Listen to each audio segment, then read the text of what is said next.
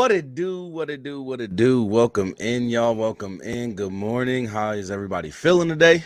It's your boy, Jerzey Tha King. We are here. We are live. It's the Gridiron Podcast show. Today, we're going to have a special guest on, my boy, Matthew Tyler from the XFL Insider Podcast.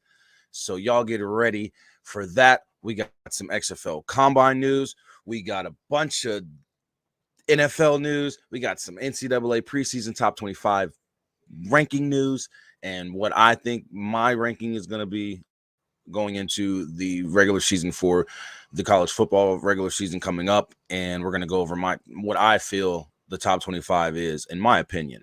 So without further ado, let's get this show started, y'all. Y'all know how we rock, man. Hit that intro one more time.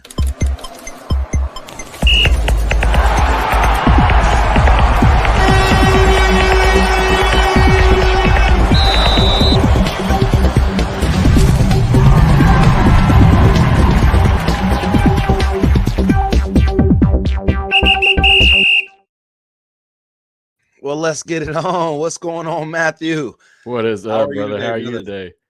I'm doing well. Thank you for joining us, everyone. I'd like to introduce you to the owner and host of the XFL Insider Podcast, Matthew Tyler. Welcome onto the show, man. Welcome to the Gridiron. And again, thank you for taking time out of your day, man. How does it feel to be here? How are you feeling today, man? This is my first guest appearance on the show, so I appreciate you having me greatly. Man, that's awesome. I'm happy to have you, and happy you actually chose this show to be the first. So that's an honor as well. Now, before we really get into our conversation about, the XFL and the XFL Combine and the current offseason and what's going on, I want to know, and my fans and viewers want to know a little bit more about you, Matthew Tyler. How did you get into journalism? How did you get into video podcasting? How did you get into dealing with the XFL and becoming a approved media credential, and actually being an approved media person for the XFL? How did this all come about, and how did Matthew Tyler become Matthew Tyler? Man, it's been a long few years for me. I've always been involved in athletics. I've always been involved doing things. Let me fix this camera real quick. There we go. Always been doing different things along the way. I was a coach, player, a big fan of the New Orleans Saints, as you see over there. A lot of different things that led me to this path. Big XFL fan back in the 2020 rendition. Battlehawks all the way back then. Now it's a little different. But anyway, man, it's been a long road. Always was involved with athletics, education.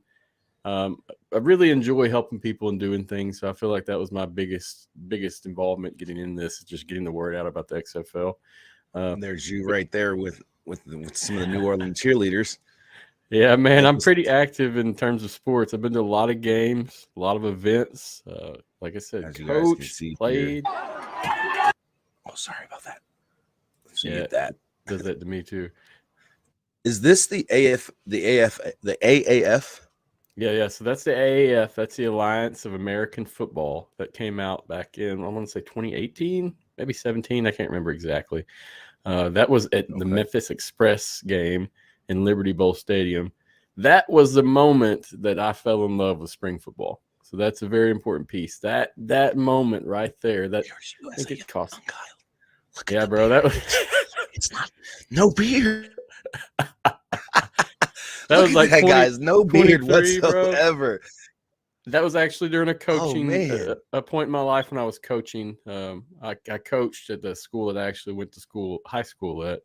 Troubled area, real poor, urban type country atmosphere. It's very different than what most people know, but that was coaching. That's actually the Battlehawks game, the very first one they had. Me and my best friend Ben right there. We attended all the games in XFL 2.0, beginning first with the Arlington Renegades game against the Battlehawks. And I think I sent you a picture of that too. That was our first actual game for that.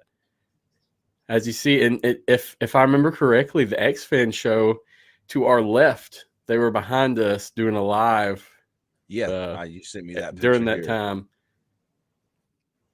So yeah, it's just a good time, man. I enjoy athletics. I enjoy sports. I really enjoy giving the man and the people that don't have a voice. I like helping. I enjoy just being a positive influence and a network for whatever it may be, whether it's troubled youth, troubled football programs, stuff that's just not very successful.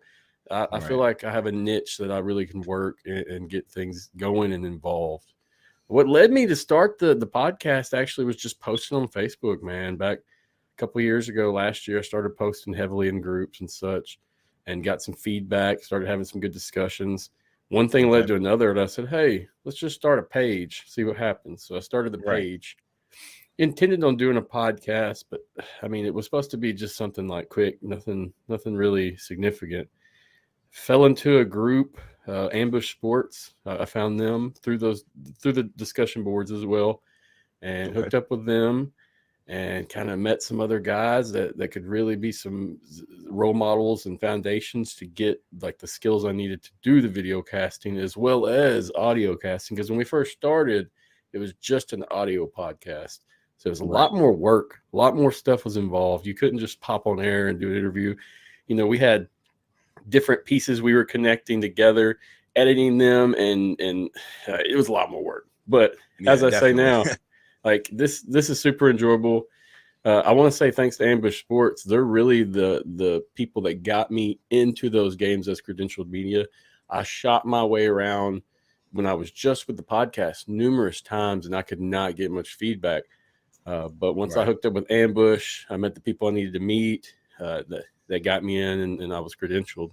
I was credentialed with the Houston Roughnecks, and it was a great time, man. I got a lot of on-the-field access. I got to sit in the box the whole games.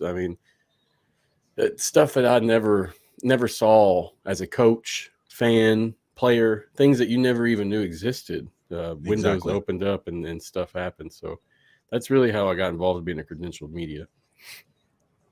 That's awesome, bro. That's awesome. Now, everyone knows that getting into that type of position does take a lot of work. And my question to you is, did you have to do a lot of journalism work to get noticed as well, and especially part of being a part of being with Ambush? So I won't say I had to do a lot of journalism work per se. I haven't wrote any articles. I haven't put out any publications. Really what I focus on is the content creation and the fan engagement. I feel like those are my two strongest things I bring to the table.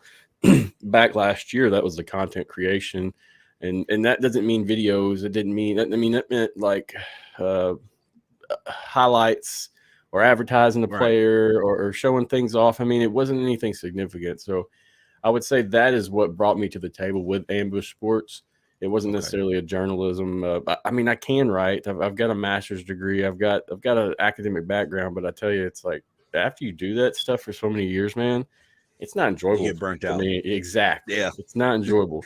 This is enjoyable. Just this conversation we're having right now, like this is something that's impactful that will always sit with you. So exactly. Like I said, I feel like this is what got me involved with Ambush, and this is still. Ambush is a great crew to be with, but I'm still one of the number one content creators and people putting out stuff with that group weekly, monthly, yearly. So look forward to more work from them. And like I said, it's a fan-driven group, so it's not professionals per se, but these guys are professionals because a lot of these folks do have the backgrounds, they have the positions, they have the jobs, they know the people. So it's just a good time, man, and that's what really brought me to the table. Awesome. Now, how long have you been with Ambush now? You're going on 2 years, correct? No, sir. So I started with Ambush. I want to say I didn't start till February. That's when I got on with them. Yeah, I planned out the podcast. I thought it was actually longer. Okay. No, sir. I planned out the show last year. I had a lot of stuff going last year, a lot of deaths that had happened back to back, unfortunately. So I really was trying to get this show going. Oh, it's okay, bro. It is what it is. We all face those challenges. It's just working through them. But I really was trying to get this show going last year and kind of do like I'm doing now, where I'm having guests on and personalities and players, but it was just too much going on. I couldn't do it. So Right. I tried to do this thing, like I said, by myself, December, January, and I was just facing too many barriers alone. It's really difficult to do this alone, as you know. It's a lot of work, a lot of research. Yeah. I mean, I know you know because you're doing the same stuff, bro. Yeah. I actually do it all on my own. I'm looking to, join a team like Ambush Sports or a team similar to them and, get a little bit of assistance when it comes to doing certain things. But like I said, doing my research and, trying to reach out to different players or coaches. I've been trying to reach out to Coach Blevins since he got hired on, and it's the hardest thing. That's one of my biggest challenges right now, actually trying to get in contact with Coach Blevins to actually have him on the Fan Gang Nation show, so we can try and bring some more of the XFL culture to that show to let everybody know that is the Vegas Vipers show. Just like you guys out there in Houston, all the Houston Roughneck fans, you guys have the Rough 'em Up show. Yep. You know what I mean? So you guys have a show for your team. And I felt like bringing one to the Vegas Vipers team and making one for the fans, especially living out here, you know what I mean? It's easier for me to go and get the local fan engagement as well and try and build it up to where next season, the Viper Pit's going to be packed at Cashman. You know what I mean? And that's my goal. I keep calling it the Viper Pit because I'm going to be there next season at all the home games for sure. So I'll be in the Viper Pit. I'll actually be there with my microphone and my camera, and we're going to be ready to go, man. So I'm excited for you, dude. I'm looking forward to, getting in with a team like Ambush Sports or, like I said, someone like them, just to get that type of help, that type of experience as well, to be around journalists and to really get the mind of what journalists have to go through and what they're thinking when they're going to making their articles and doing their research and, all the work that they have to do. Now, when it comes to actually doing journalism work, will you ever, utilize that master's? I know you said after doing it so long, you just get burnt out and the enjoyment isn't there.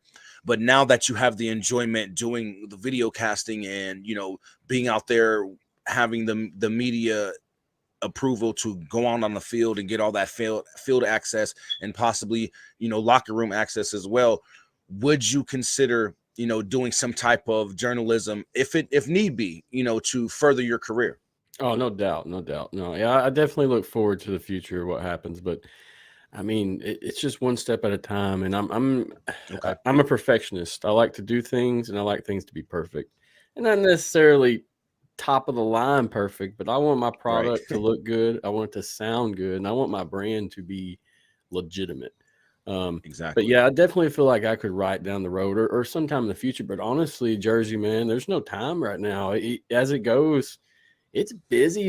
I've been trying to put out shows, 2 or 3 shows a week, just because I'm not going to have as much going in August. But I mean, the more guests you talk to, the more stuff you plan, the more things that go on, it consumes your life, and that's okay. But I just don't see me having the time right now to do any writing. Hopefully down the road.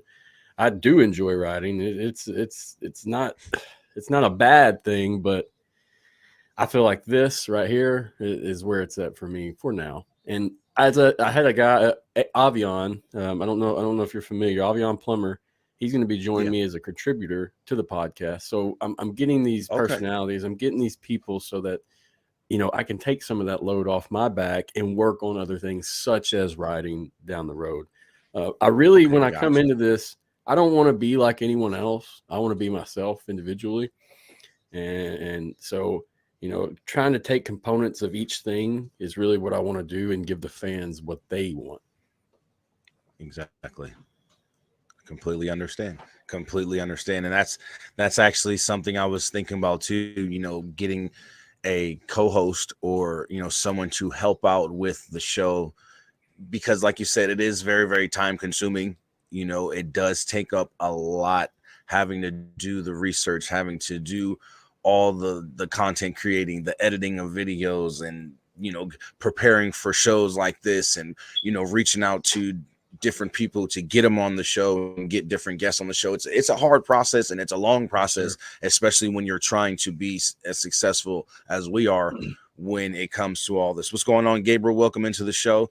We got a few viewers in here. This is Matthew Tyler, the host and owner of the XFL Insider Podcast, live here on the Gridiron Podcast show. And we're just getting to know him, man. We're getting to know a lot more about how he's gotten the access that he's gotten and how he's able to do the things that he's done. So if you guys have any questions for him, feel free to ask them in the chat. And Matt, I have a segment on my show that I actually have called Fan Mail.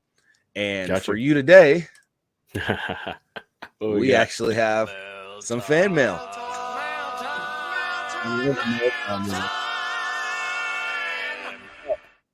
The first mail time question comes from GV Adisk, and he asked, where do you see yourself in the next 5 years?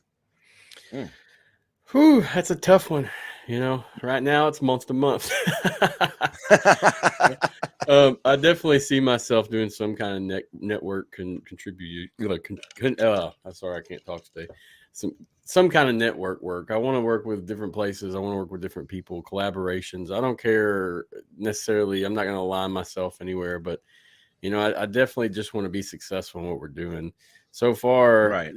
The data, the metrics that I have for my socials and stuff is really a positive outlook for that future. So really hope to expand this thing, make some things better, improve, get more personalities, more opinions, more content. So more and more content. I mean, that's really what I'm aiming for.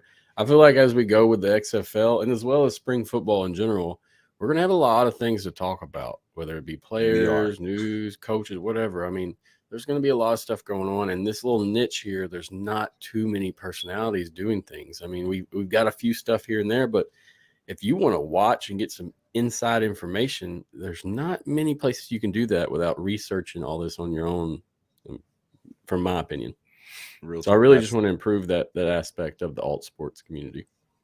That's one of the realest things I've ever heard when it comes to us doing this, being the personalities of this league and fellow spring leagues as well. So that's a great goal to have, man. Next question he actually has 3 questions for you. GB also asked, how stressful is it being a XFL journalist or, you know, content creator and podcaster? I mean, come season time, especially when you're forking this stuff out of your pocket, it can be kind of stressful. I mean, I traveled to Houston for all the games, and that wasn't covered on anybody's dime but my own.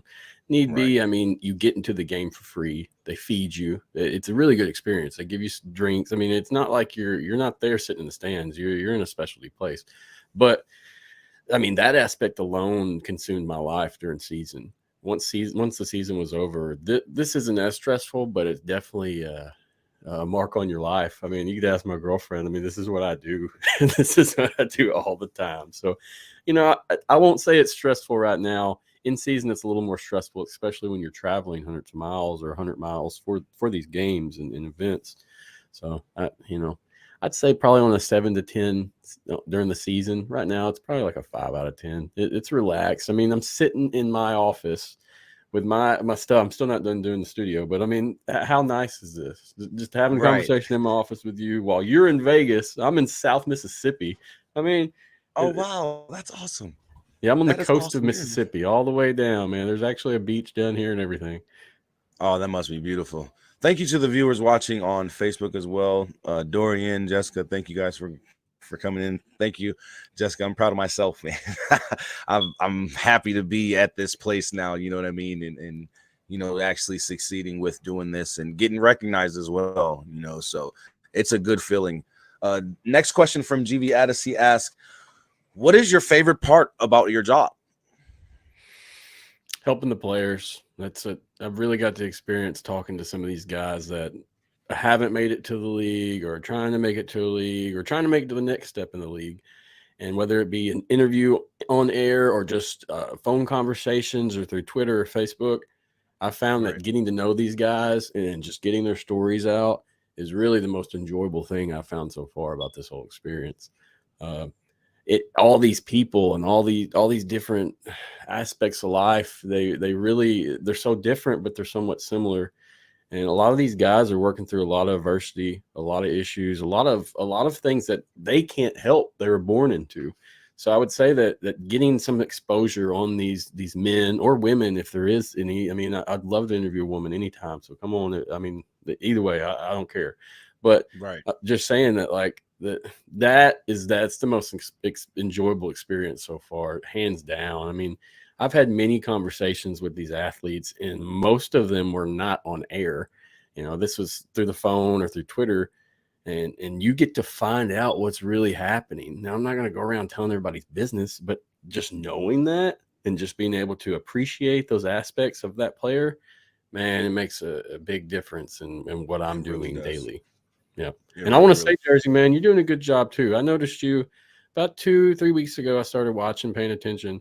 So, I mean, you keep doing what you're doing, bro, and being consistent, bringing positivity, doing you in your own way, but still bringing this exposure and fan engagement. You're gonna get where you want to be. You're not gonna be a celebrity, but you will be famous amongst the XFL community, where you can walk into an event and people will know who you are. And that's my goal. And you'll get there, bro. It's work, and it's hustle, and it's emails, and it's phone calls, and don't think any of this like you asked about the credentials. I probably emailed 100 times about these credentials. So just keep doing you, keep grinding. I know you're gonna make it somewhere, man. So keep doing it. I really appreciate that, man. I really, really do. And I think it's gonna be easy for me being out here in Vegas because I live here. Yep. I have access to the stadium. I have access to the team whenever they're in Vegas. You know what I mean? So if they're ever were to hold events and things like that, I can be the voice, for the fans to be out there, helping the fan engagement, bringing more fans to the actual events, and just trying to grow not only the support of the team, but the support of the league as well. Because I know that us guys that are actually doing this, our voices are what is going to grow the XFL and help the XFL succeed for a long time to come. You know what I mean? It's guys like us who are out here, putting in all this grunt work and making all this out of pocket cost that no one else is, taking care of and things like that. So for me, I think being in a city that has an XFL team and having all this access, it's not going to be easier, but I think the legwork won't be as tough, if that makes any sense. It makes sense. You know what I mean? Because I'm here, and then the city itself, you got Las Vegas.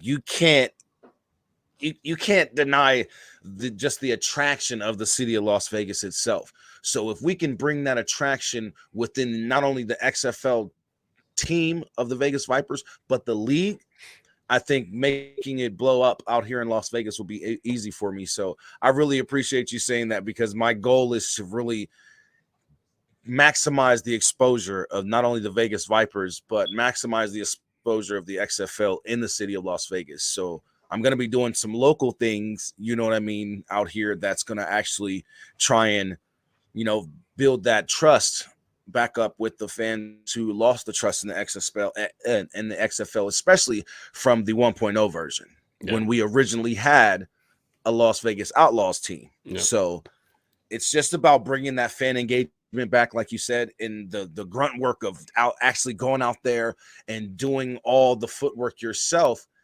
I think that's going to be my toughest challenge. You know what I mean? And I think that's what's going to actually put me over the hump once I succeed at overcoming that challenge and actually building the fan base in Las Vegas. Yeah. Because I think you got the right idea. Definitely. You like the way you and Arlington from the X-Fan show, A-Train, how you guys promote the Houston Roughnecks and how Dirty promotes the Battlehawks and the whole B-Hawk Live, and how Brahmasita and those guys over there at Horns Forward and all those guys that rough them up, how you guys all blow up the team, and you guys really support your team. That's what I'm trying to do with Vegas. And that's why we're going to win the 2024 XFL championship. Oh, bro, I hope you do. I'm calling you it now. I'm calling it now. 2024, we have the new coach. We have the lineup. We have the new coaching staff. I think we have one of the best chances to win the championship and be the best turnaround team from last season. I honestly do. What do you think about that? I really want to know. What do you think? Do you think that any of the teams, not just Vegas, but Orlando, San Antonio, hell, even St. Louis, even though they had a winning record, do you think the bottom half teams are going to have a nice turnaround season next year? You know, man, I think that really depends on what happens in the next few months. October, January. I know we have some other drafts going. So also, I know we just saw on Twitter, there's a lot of players' rights within the league going on. And players are going to get to pick whether they want to go. Didn't Tavon Austin just come to you guys? Now he is. We have his rights, but he still has to sign. So he's unofficially with us, and we have rights to him. But he can go play in the USFL, the CFL, or even the NFL if he wanted to. Right now, there is no official yet. So that don't get it twisted yet. That's what I'm saying is let's see what happens. Let's see who we got on some rosters.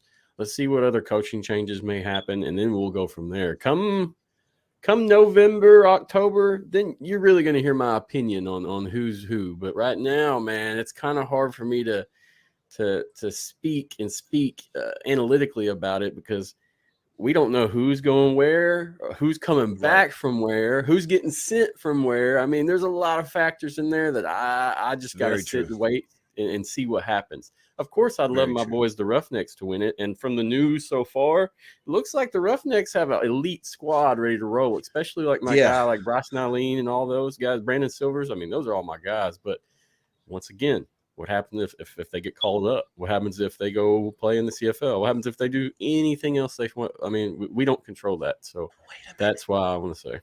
There's a quarterback battle down there in Houston. I'm going to keep it 100. As a football fan, I'm not going to be biased and show my hatred towards the Houston Roughnecks being a Viper fan. But I honestly think there's a QB battle down there. Platinum, what's going on, man? Thank you for being here. Ella and GV, I know you will, man. I know you all will help me get to there. But I'll bring that up in a second. Because we're going to ask Matt's opinion on that as well. But I think there's a QB battle going on between Cole McDonald and your boy Brandon Silvers, because Cole is in my opinion, is more of a multi-threat quarterback than Brandon Silvers is. I feel he is the more mobile. Of course, we've seen that all season long last season. And I feel that when it comes down to the arm, it's debatable. How do you feel? Who would you rather see start, Brandon or Cole? I'm riding with my guy Silvers. I've been a fan of him since back in the AAF days. I mean, so that's who I'm riding with right now. Cole has a great game. He's got great potential to be great. He's got a whole different skills utilization that can be used on the field. But saying that, you can't run the same offense that you run with Brandon Silvers that you do with Cole McDonald. Those are two completely different styles of play. And so what we saw last year in some of Cole's bad games or his bad game was they were literally running the same offense almost that Silvers ran. I mean, and while that sounds good, in reality, it's not. So that's my opinion on it. I think Cole is a great quarterback, and I would love to see more dual quarterback situations occur where such as he gets in the red zone and he runs in and gets a score. There's a pass read option, and he's the guy for it. But as a sit stint right now, I mean, I'm riding with my guy Silvers. Since the Memphis Express days, as you see the football over there, I mean, that's my guy. And even back then he struggled, but I have seen him grow professionally, and I've seen him become this athlete that he can step it up when needed to. What hurt us last year is we lost John Trey Kirkland. That killed the Roughnecks. We were not the same team after that. And I feel that was a bad thing on the whole team as a whole, because in general, especially that wide receiver room, when Yep. somebody like that goes down, you got to have a guy step up. And I felt nobody really stepped up for you guys when it came to the wide receiver position, and that kind of hurt Brandon Silver's performance. Exactly. Is that safe to say? Yeah, for sure, no doubt. I mean, we have some great receivers that were there, but him and Kirkland had a chemistry. I mean, and it was a chemistry that they kept rolling with, and you could see it. You could see it the moment Kirkland went down, the difference in that it made every week with us. So look forward to having him back. That he went down. Even that game that he went down, you could tell the rest of the game that it was just a different feel on that sideline. You know what I mean? It was a total different feel. And even the crowd, you could tell it by the crowd. They were hurt. You know, a lot of the Roughneck fans just, you could see it on their faces. You know, I watched that game and it was like, oh man, this is a big loss. And it showed. You know, I feel that that South Division championship game should have went your way. I'm not even gonna lie, but Arlington they came to play. They really did. And I think it's going to be a tough one next season for every team except Arlington. And the only reason why I say this is because you're giving the legendary Bob Stoops and the GOAT, Luis Perez, a full year of being together. That's going to be a hard task to try and dethrone them from and stop them from repeating. Yep. Yeah, the journeyman. You can't touch the journeyman. Perez is on it. I mean, don't get me wrong. I will not hate on that man. I love watching him since the old days too. Yeah, I've seen him in every league, and for him to be a winner in every league that he's played in, you can just tell that guy has that winning mentality and that leadership mentality. And like I said, it's going to be tough. It's going to be tough to go against him and Bob Stoops for a whole year. We saw it just with him coming in week 7, and even in a loss in week 7, they showed that they're getting better just with him being there, you know, so it's going to be hard. Gabriel says the Renegades are about to repeat. I hope they do for Arlington's boy Rasta's here watching on Facebook. Thank you for tuning in. If you guys have any questions that you'd like to ask Matt in the chat, please feel free to do so. Now, before we move on, I want to say something about Perez real quick, man. Oh, go ahead. Okay. So we sat in the press conference following the championship, and I mean, this dude is humble as it gets. You will not see a more humble player on that field. And when he talked, he presented himself, like I say, he's just very humble, great guy. But I want to say, I think a lot of his success comes from being in all these leagues. He's really went and picked up the best aspects of each league and team he's been in and coaches he's played for. So, I mean, great stuff, Perez. No, I won't ever hate on you, man. Keep doing your thing. And, yeah, if you win another championship, you won't see me mad about it. At all. I won't be at all. I could not be mad at Luis Perez at all if he were to win another championship, whether it be in the XFL or the USFL, or even go on to an NFL team and actually, you know, win a championship as well. What were your thoughts about the XFL championship trophy? I mean, in person, it was nice. I could see on TV how it was a little lackluster. But in person, I mean, I thought it was a nice rendition. Now, I'll tell you, when the championship game, besides getting on the field afterwards, I didn't get much to see the trophy in person, just because they did a presentation the day before. And like I said, I was driving in and having to attend, so I didn't actually get to go to that part of the presentation. But, I mean, make it bigger for sure.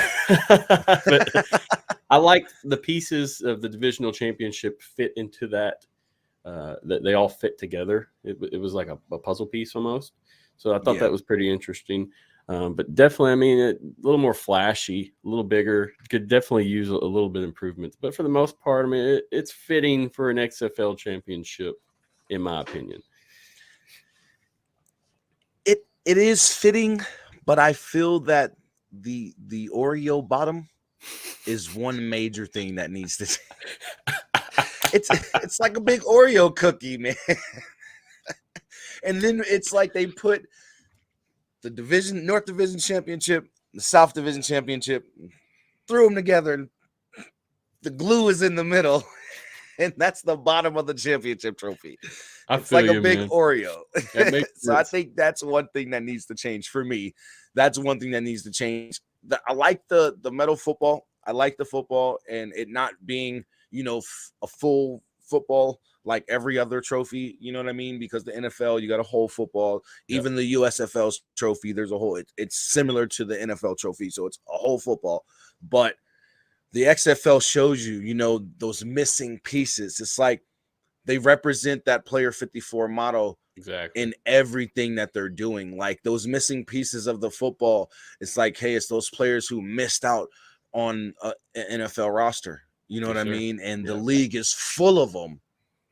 So that's why I felt that they gave us that replication of a football to symbolize not only the league, but the league's players and the journey that they've taken to get to where they are.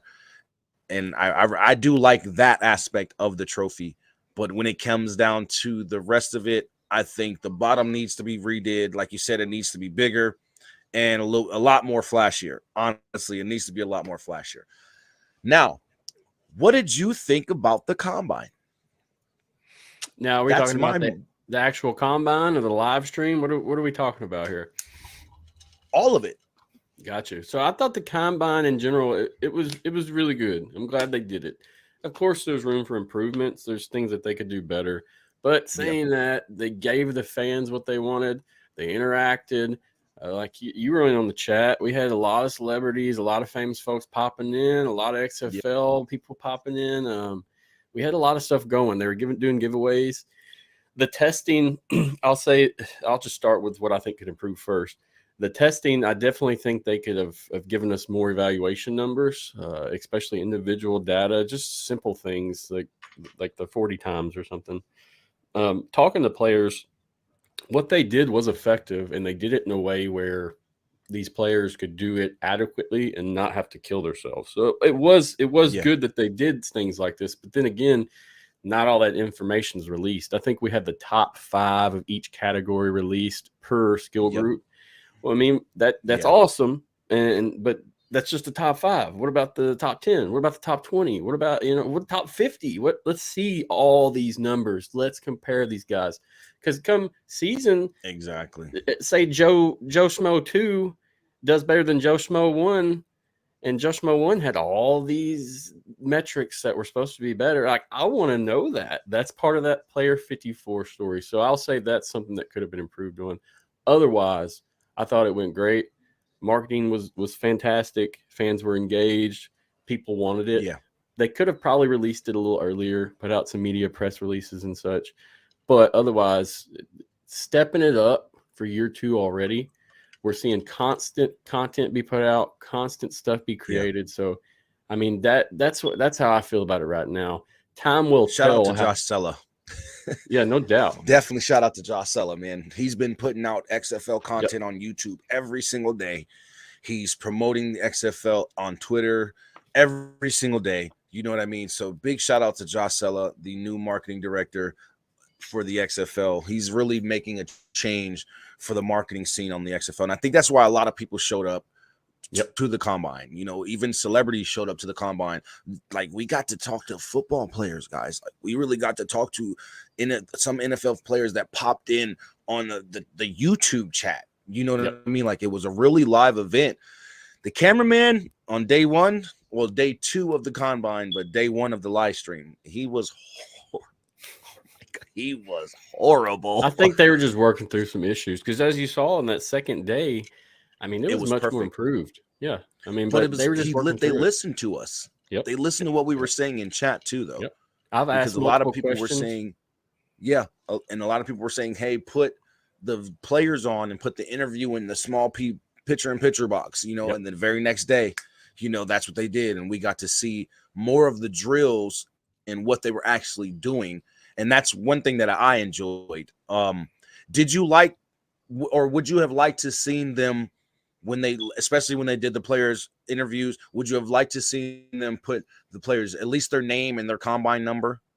Yeah. Definitely wish we could have had some kind of reference there.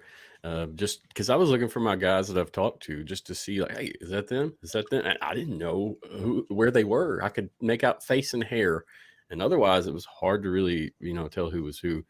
Right. But yeah, I definitely feel like that's more information that could have been released, and that just goes right along with the evaluations, player stories. I mean, I don't know, they may have something planned where they're going to be releasing more as it goes, but just like talking to Spicer and a lot of these guys, I mean, these stories are just as important as their playing and their skills.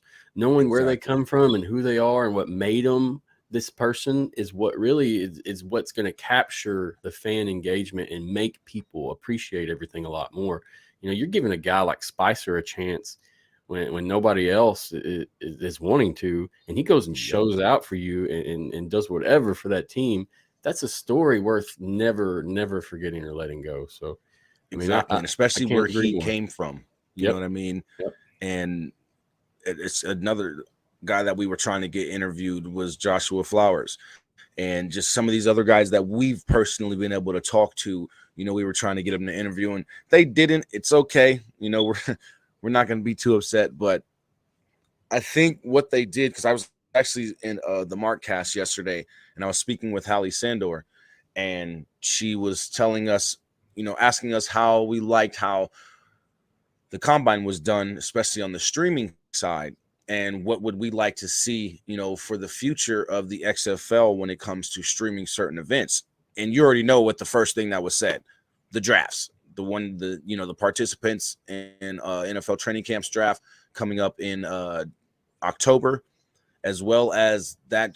I'm hearing that draft will also consist of the IFL to XFL combine participants from the August 4th Indoor Football League to XFL combine that'll be held. So guys, get ready for that. I think they're going to be doing a live stream on that as well. Possibly, we got to wait for them to announce it. Yeah. But we're hoping that they do that. They do show the actual IFL to XFL combine as well. And then you got to look at December, the supplemental draft. And we were telling her that we want it set up like a draft, like an actual draft, because not just the NFL, but the NBA, the MLB, the NHL, the WNBA, they all do their drafts similar. They have a nice setup. They have draft analysts talking about the different players, giving us background and information.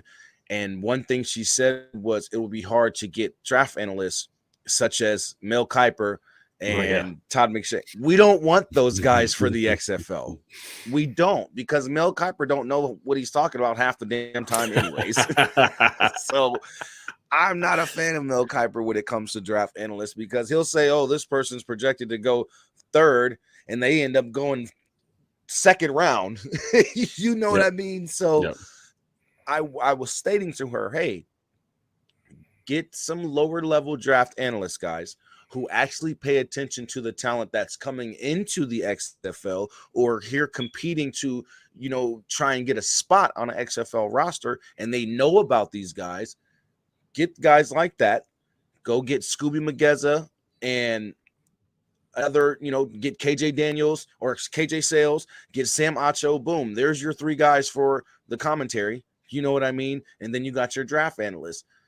And she was like, well, we did our draft in Las Vegas last year and it was pretty successful. Well, I said, hey, I'm in Vegas. You know what I mean? That'd be awesome. Come back and do it again at the Apex. Oh, well, it's going to be more expensive because there's more players, hotel accommodations, this, that, and the third. So what I said to Hallie was, Hallie, I live in Las Vegas. I have a lot of connections in Las Vegas. Contact me and we can find you guys a spot. So I think I'm moving in the right direction. Yeah, bro. Keep doing your thing. Like I said, you'll find your place wherever that may be. And I mean, either way it goes, you're helping. You're throwing out ideas, and you're not being negative. So I think you've got all solid ideas and plans. I will say about the draft, I think everybody has an idea of what a draft should be, compared to the NFL, but we are the XFL and we're not going to be the same as the NFL. And even if we have college interns that are presenting these guys and their information, I think that's going to be plenty to satisfy the fans at home as well as the players that are there. They just want to feel like somebody cares, and we do care, but like it's got to be shown in a different way. And so, yeah, XFL, do your thing. You don't have to be the NFL. You're your own individual. You got your own product, and just such as the technology they used in that last combine, that's an example of doing something different and marketing yourself as a new innovative league that has approaches that aren't the same, and you're not just regurgitating the same product over and over again. So either way, and speaking of that innovative technology, them doing that and streaming that live, now it's got the NFL buzzed. You know what I mean? There's so many articles I've seen in the last couple days about that innovative technology that was displayed at the XFL Combine. So all you guys who are watching that are new especially on my Facebook, who are watching that are new, if you guys aren't familiar with the XFL, you need to get with it, because this league is growing. This league is growing, and it's going to, you got to imagine, this is the third time they've tried to have a successful season and go on to a second season. They say third time's a charm. We're getting our first ever second season. So you guys got to pay attention, because what the Denny and Dwayne are doing are listening to us. This is a real league of the fans. This is a real league of opportunity. This is I could say now, 35, 36 players have now gotten signed. The NFL doesn't need a developmental league. They have the XFL and the USFL. There is no need for any type of contract or anything to be done agreement-wise for the XFL and the NFL, and for them to say, hey, you're our developmental league. We don't need to do all that. Agreed. Okay. With that being said, should the XFL just continue to just try and grow on its own? Don't worry about merging with the USFL or any other type of spring league?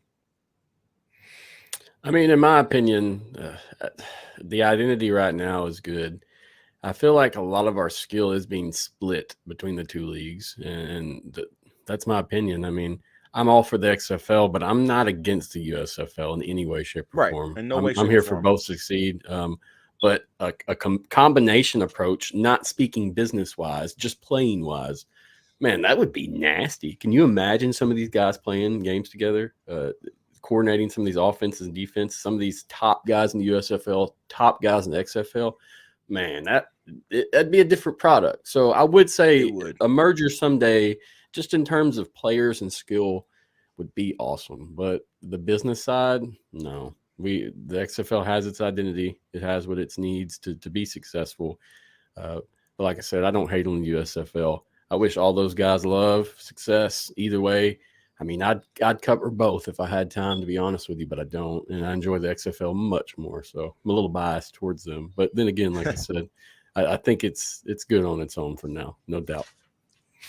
Gotcha. And I feel the same way. I feel the only thing that I feel the XFL needs to do a better job at when it comes to the actual, let's say, game itself, is literally the broadcast on TV. You know, that's one thing that the USFL did have over the XFL, in my opinion, this season. And it's just because they use the Fox Sports, for the NFL. They just used all that. That system's already there. Yeah. And everything's already there. All they have to do is just put in the graphics and type in the names and everything that they needed. You know what I mean? They got the professionals there. They got everything ready. The cameraman. I mean, it's an established system. They're just joining the ranks. But I'll tell you, in my opinion, not seeing fans in that stadium or in those stadiums really affect me watching, unfortunately. And exactly the fake noise, that kind of stuff. I don't enjoy that. I enjoy the skill in the play, but the theatrics, it's not really for me. I would love to see real fans, real energy, real passion, and they'll get there too. I no doubt. Their hub system kind of impacted them. I think the more they expand, they'll have more success also. I don't want to bash either league. Like I said, I like them both. But, I mean, if I'm going to pick a game to go to, you know what I'm going to pick. Yep, we're going to the XFL game. That's hands Yes, sir. down. I'm sorry to say it. But I would like to attend a USFL game. Now, here on the Gridiron, I do talk about all leagues. I do talk about the XFL, the USFL. I do talk about the NCAA and NFL. So I do cover. That's what the Gridiron is all about. Gotcha. Football. Gotcha. You know what I mean? So we do speak of the USFL on this show, and I don't bash them.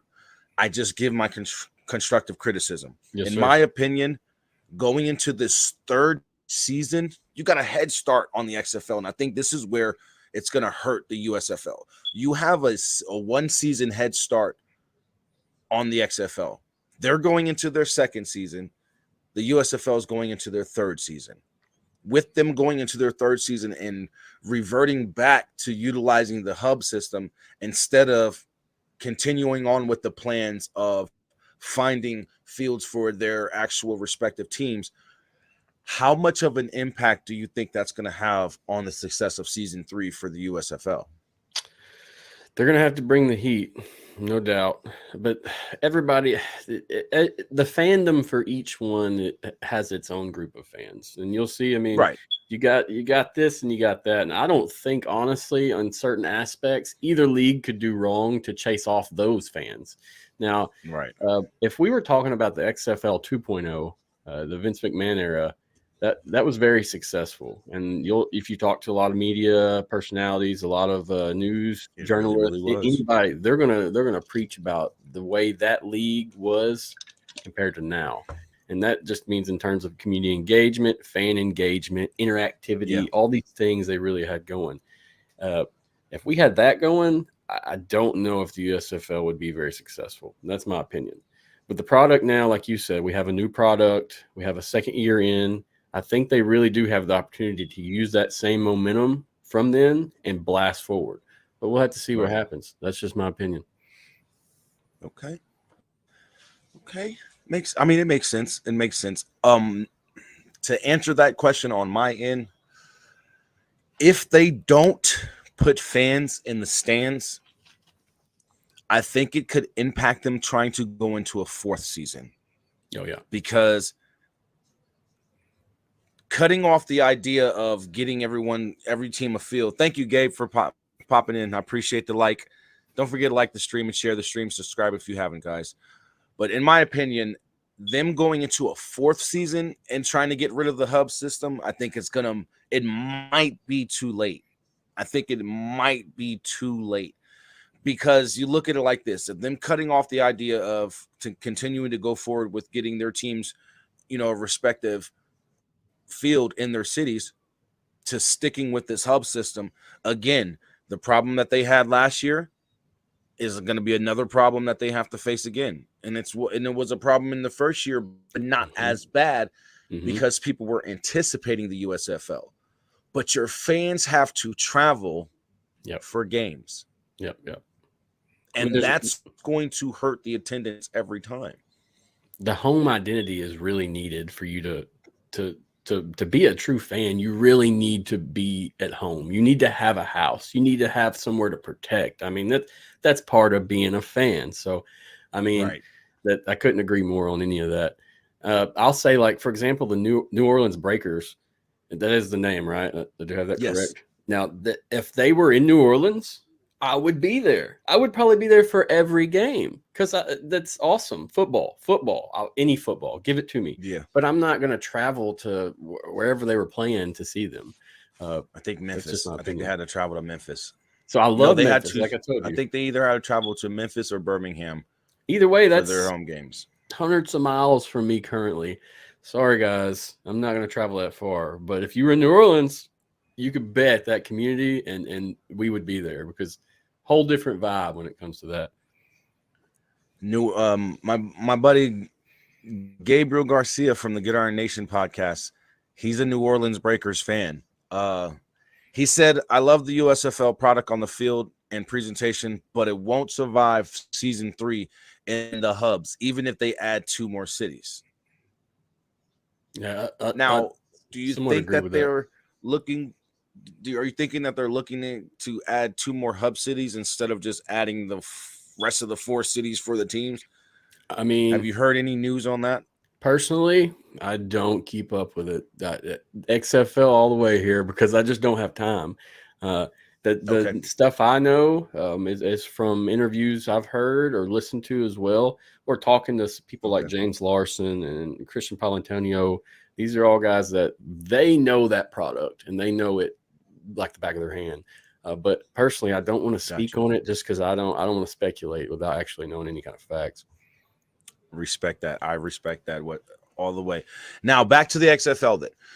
So far, with the things that they've done this offseason, the different showcases, the HBCU showcase, the XFL Combine as a whole, having a NFL training camp players cut, and it's so much to say. We'll just call it the NFL training camp and combine participants draft, as well as having an IFL to XFL combine, as well as having another supplemental draft. How do you feel as a whole the off season for the XFL is going so far? The new hiring of the coaches or of Coach Blevin, the new hiring of different management. How do you feel as a whole that the off season is going so far, and where do you think it's going to set up the future of the XFL going into next season? I mean, we're rolling. We're trending on certain aspects, and that's what we really look for. Last year, I'll tell you a lot of what I saw coming in pre 2023 or late 2022. The social media aspects, I mean, they were dead. They were completely dead. There was nothing going on when it came to XFL. There was very little people posting or doing. When you saw the season kick up, or you saw any kind of updates happen, or there was an event, or there was somebody talk, I mean, that's when the interest peaks, and that's when things go crazy, and that's when people really want to know what's going on. So I feel like this year too, so far, they're doing a fantastic job, and it's all positive improvement type press. It's not anything negative. There's no so-and-so beat his wife or something. It's everybody's there, and it's Dr. Anthony Blevins is hired. We're going to have all these drafts and offer all these opportunities for everyone. They're making all these points to actually, if you're a fan, you can hold on to some kind of content and some kind of stuff they're doing and really enjoy it and engage. And that's what I think it's a fantastic thing, what they're doing so far. We could always love more, or we could always get more, but right now, staying active, doing those streams, like you said, popping on shows and talking during the show, that's big, and that's epic, and that's what people want to see. So I really think they're doing a fantastic job. Like I said, compared to last year especially, I'm happy with the result, and I look forward to the success of this product next year. I guarantee it. You're going to have some numbers in those stands. You're going to have tickets sold. You're going to have people watching. It's going to pop up and grow more than what you could ever imagine. And now that they see that the XFL is behind the fans, the players, and the opportunities, it's not just about TV time. It's not just about selling tickets. It's about all the aspects of that game. And so, and it's definitely not about the big contracts, guys. Yep. I mean, these guys are making an average salary. Now, take it need be. They could go play, so the guys that just finished, they made 60 grand or so for that season, depending on wins and bonuses and such. But I mean, so they could go play like Abram Smith right now. He could go sign with an NFL team and get $1 million contract. And I mean, he's making that money in both aspects. So it gives them a window right there to be successful, so I think that's pretty cool. And actually, Abram Smith just got some invites to some mini camps and training camps. I believe one with the Vikings and with the Raiders. The Bills and the Raiders. Gotcha. I know for sure the Bills and the Raiders. So he has an opportunity, to possibly make an NFL roster, especially with Josh Jacobs possibly sitting out for the Raiders, not getting his deal, and the Bills not having a for sure starter over there as a running back, Mhm. he has an opportunity now to come in there and showcase his skills. So that's definitely going to be a good thing for him. As far as the 2024 season is concerned, where do you see your Houston Roughnecks with the changes that they've made so far this offseason, the rights to some players that they may possibly have signed to the roster? Where do you see the Houston Roughnecks possibly landing next year? You see them going back to the South Division Championship and having a different outcome? Oh yeah. We're looking for big things for the Roughnecks next year. We got Coach Wade. He's ready to go and he's ready to rock. So I'm super excited for the changes that may happen or will happen down the road. I mean, we still have a lot of returners coming back. Guys like Trent Harris, Bryce Nalene, Brandon Silvers. Those are all names that are big in terms of experience. You add a couple more of these guys that have skills and have a resume to that roster, you're going to see some shining stars approach. I mean, that's just my opinion. Only thing I'll say, I'm kind of disappointed. I miss old Nick Holly. Nick's my guy. I wish he was still around Houston. But I know. Yeah, he's my guy. Nick is a good guy. He's not only a good soul, but he's a good player. And he deserved this chance. He definitely deserved this chance, man. So I can't wait to see what he does in the future as well. And good luck to him. But record-wise, what are you guys seeing yourselves in the regular season record? So we're going to play each team twice, right? And then what happens? So we're going to be looking, I'm going to give us a good 8-2, 7-3, something like that. I mean, we're going to be fine. Okay. I like it in you. I'm confident. I'm confident in our coaches. We have some great coaches, man. I mean, check out some of the resumes of these guys, and that's what disappointed me the most about last year's. I know there was a billion things that we could have done different, and we kept running the same type of stuff. So hopefully we see some improvements there. But regardless, I'm a fan, and I appreciate what the Roughnecks offer. And I mean, prior to last year, the Roughnecks were all about that championship mentality. So we definitely got to get back on that fruition and grind it out and get that championship back again. We don't have PJ Walker to do everything for us anymore. We got to do some work. So, yeah, man, I'm looking forward to my team. Regardless, like I said, XFL all the way. I don't care who wins it. I don't care what happens. I just want to be there and be a part of it and share that energy, conversations, the positivity. That's really what I want to see. So. But yeah, my guys, they're coming to kill it next year. Hopefully, especially with that news, Definitely. And if you guys get Tavon Austin, I will be a little nervous. I'm not even gonna lie. You guys get Tavon Austin, I'll be a little nervous because that's gonna be huge for Brandon Silvers and Cole McDonald's. And like you said, that connection that Silvers had with Javante Kirkland, even Cole McDonald, when he was on the field, him and Kirkland had somewhat of that connectivity as well, and you started to see it mesh well.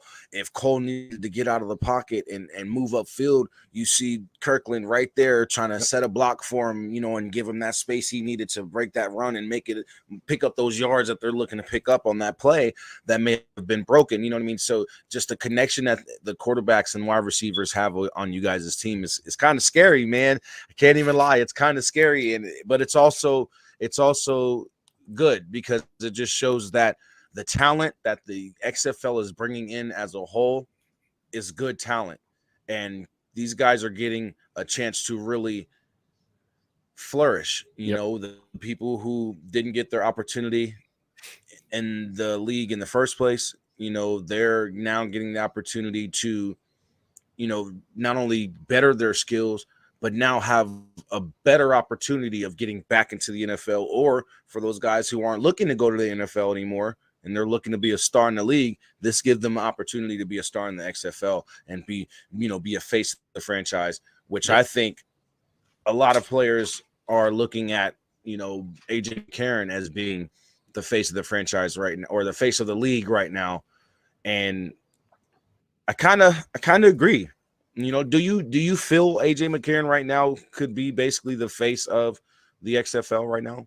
Oh yeah, no doubt. But there's many other stories that we could talk about, and hopefully that's what I'm saying. I hope they really get down to the nitty gritty of some of these guys and discuss where they came from, what they had to go through to get there. So I mean, I agree with you, AJ McCarron, top notch player, top notch person, athlete, family man. I mean, he's got it going on, and he is the face of in terms of the player 54 right now.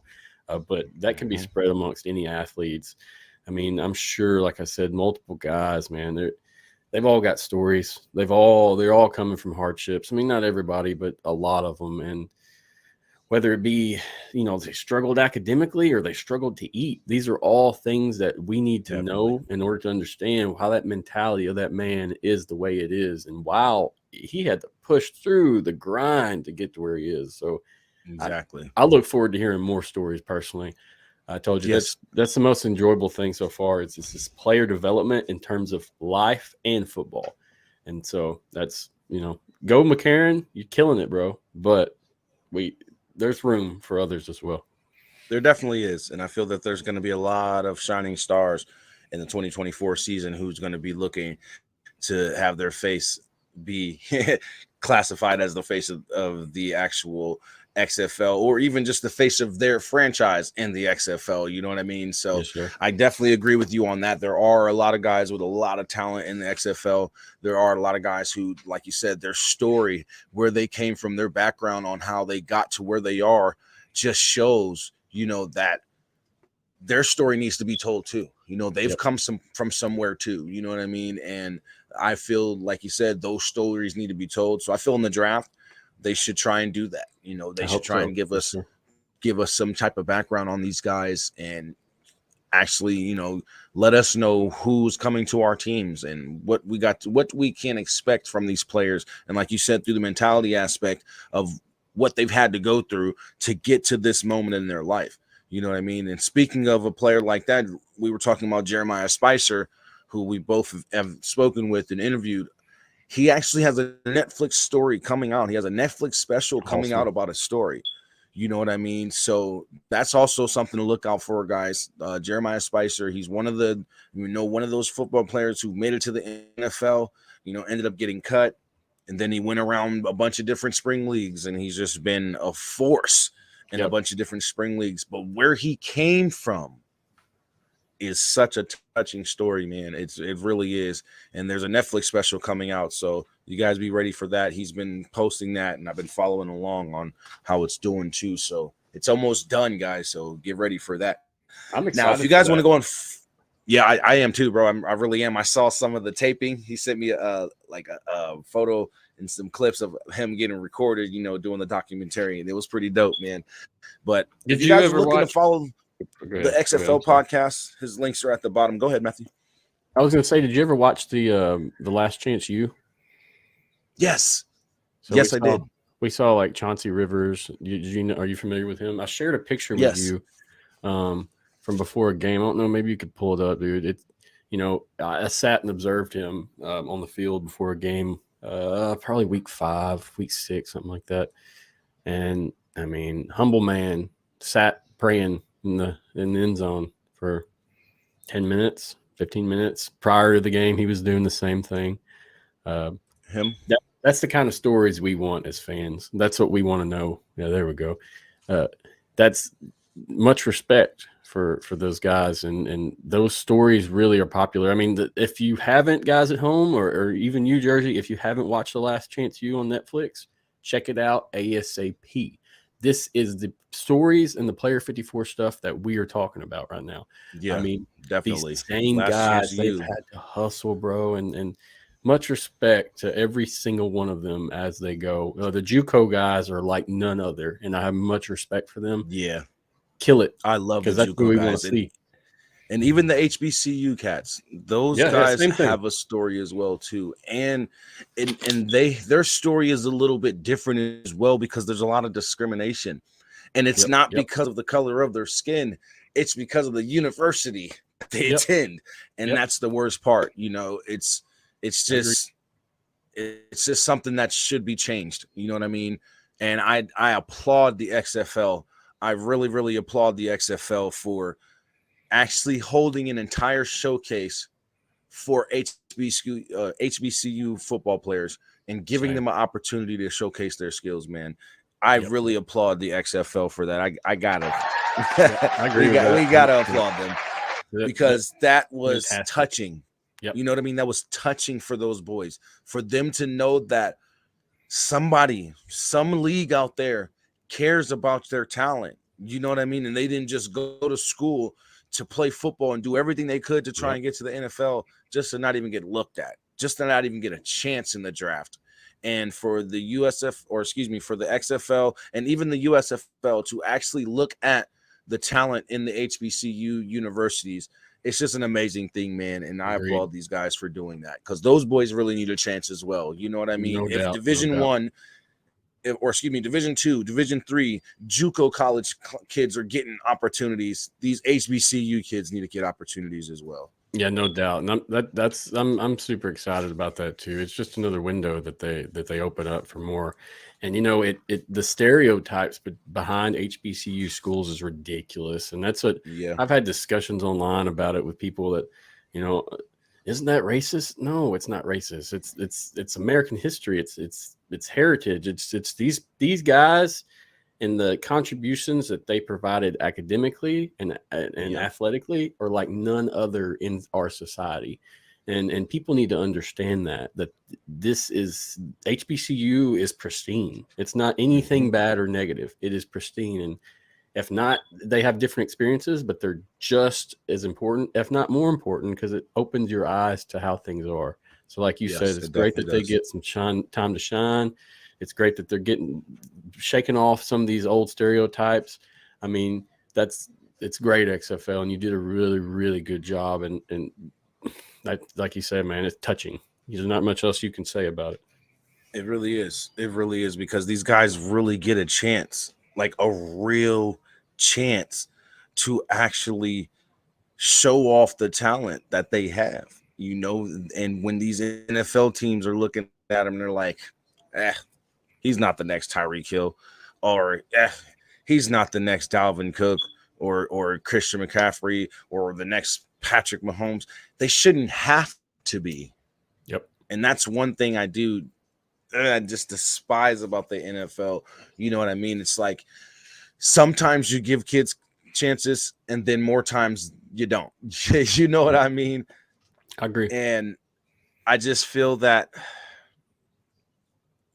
these kids getting a chance, they're going to show out in the XFL. They're really going to show out in the XFL.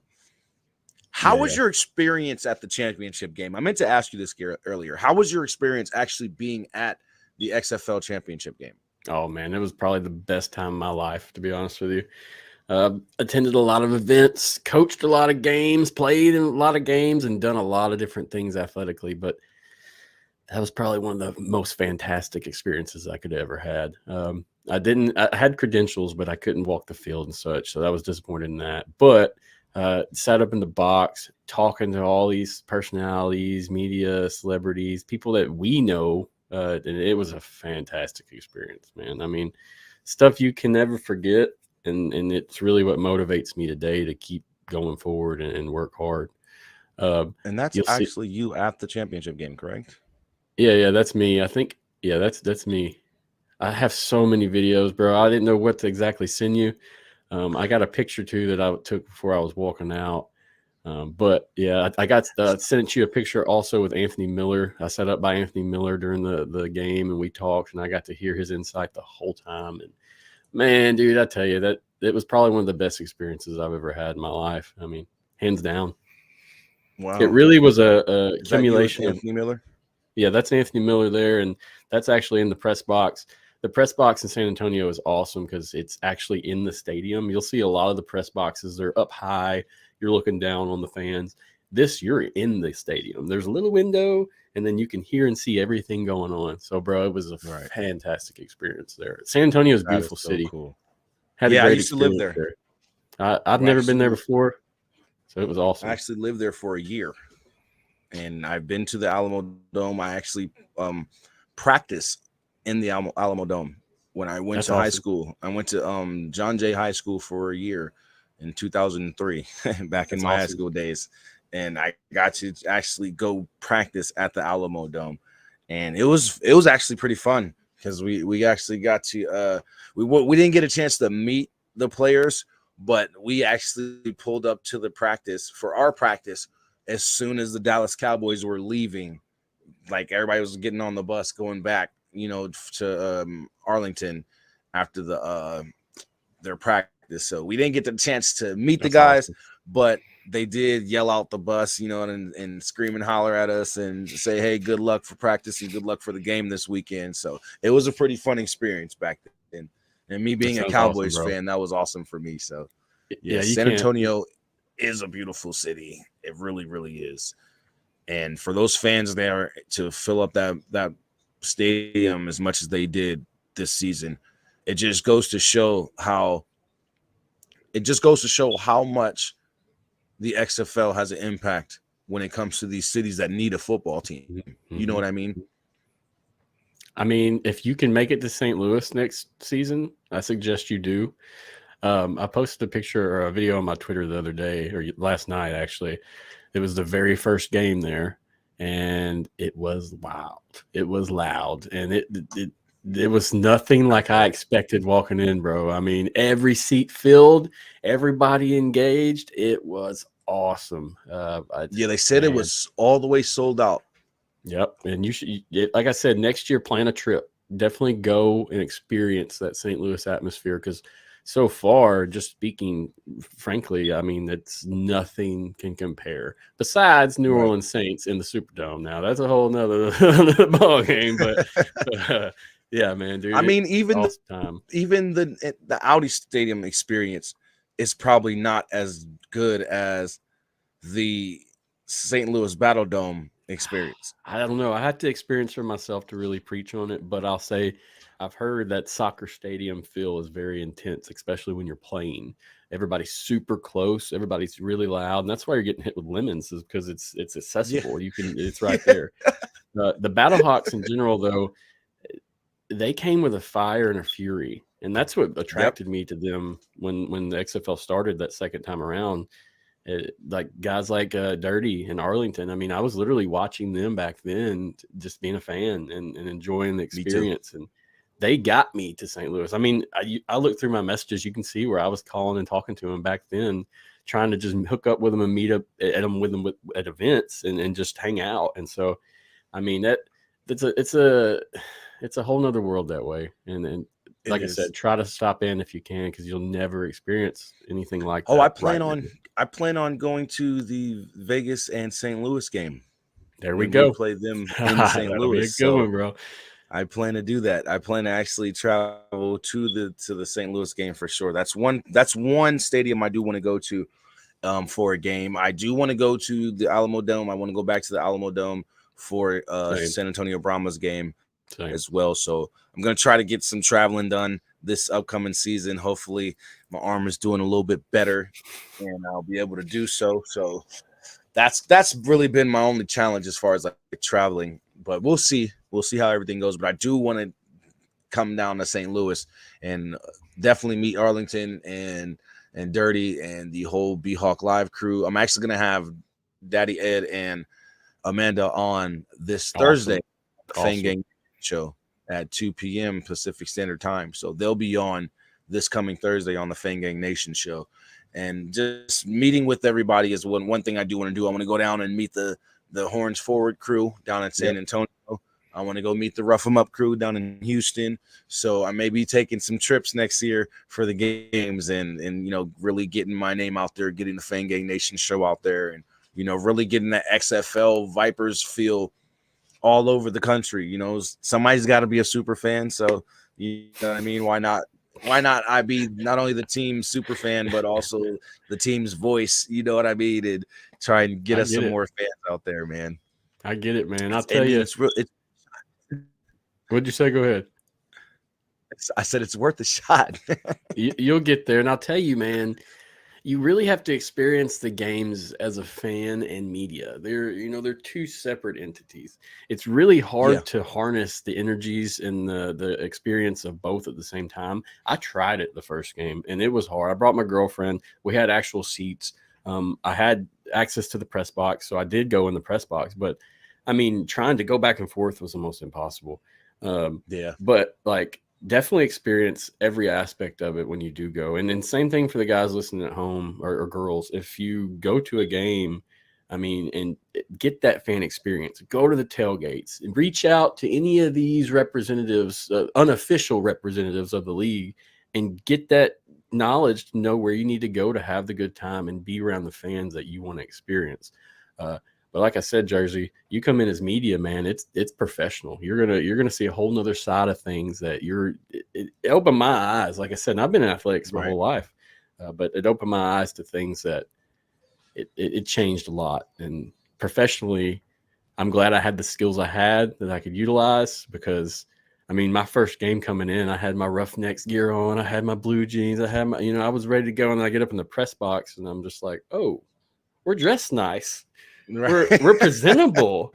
Oh, so I mean, I took my hat off and then put my jacket on and presented it. But I mean, it's a whole different ball game, and I know that you are going to enjoy each aspect, and I can't wait to hear your experience and see what you think about everything. Yeah, I can't wait, man. Like I said, I'm looking to go to every home game for the Vipers for sure. Yep. And then I'm gonna try and attend every away game as well, as many as I can. Just with the flights and just traveling in general. But I want to get that experience. You know what I mean? I went to a home game last year and it wasn't a bad experience. It really, really wasn't. A lot of people bash Cashman Field and I heard it was they good. talk so bad on it. You know what I mean? Yep. But when you're actually in the stadium, when you're actually at Cashman, the seats are comfortable. I can actually say that, and it's got a lot of space. They just need to renovate it to where there's more space.